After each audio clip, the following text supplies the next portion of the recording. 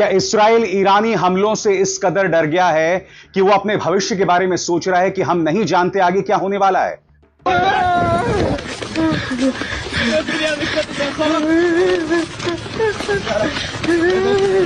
आखिर bomb shelters में जो तमाम इस्राएली नागरिक दिखाई दे रहे हैं, उनके चेहरे पर जो डर है वो क्या कह रहा है? और सबसे बड़ी बात, खुद अमेरिकी और इस्राएली अधिकारी अपने भविष्य के बारे में क्या कह रहे हैं और मौजूदा वजूद के बारे में क्या कह रहे हैं?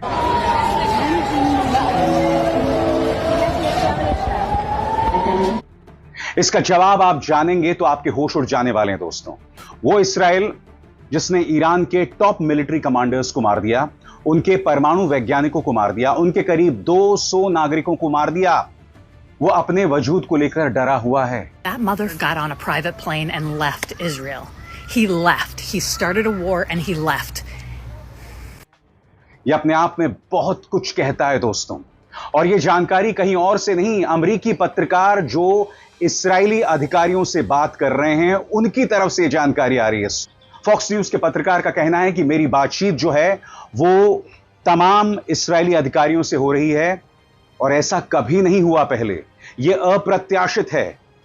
इस्राएल डरा हुआ है अपने भविष्य को लेकर। और जैसे मैंने बताया दोस्तों, जैसे कि आप इन तस्वीरों में देख सकते हैं, बॉम्ब शेल्टर्स में तमाम इस्राएली नागरिक यहां पर दिखाई दे रहे हैं। खौफ पसरा हुआ है। मैंने इसी मंच पर आपको बताया है, इस वक्त तक ईरान ने इस्राएल पर 6 बड़े हमले किए हैं और वो लगातार अमेरिका की तरफ देख रहा है। और इन 6 बड़े हमलों में इस्राएल डगमगा गया है बुरी तरह से। इस्राएल ने एक ऐसे ऑयल फील्ड पर हमला कर दिया है जिस पर संयुक्त मालिकाना हक ईरान और कतर का है। वो कतर जो अमेरिका का सहयोगी है। सही सुना आपने। यानी कि इस्राएल ने एक ऐसे ऑयल फील्ड पर हमला किया है जिस पर कतर की भी हिस्सेदारी थी। जो खबर फॉक्स न्यूज से आ रही है वो अपने आप में बहुत कुछ कहता है। उनके पत्रकार ये भी कह रहे हैं कि इस्राएली कह रहे हैं कि आने वाले दिनों में हमले बढ़ेंगे, लगातार बढ़ेंगे। इस्राएल अमेरिका की तरफ देखेगा और जो 6 बड़े हमले हुए हैं उससे इस्राएल बुरी तरह से हिल चुका है।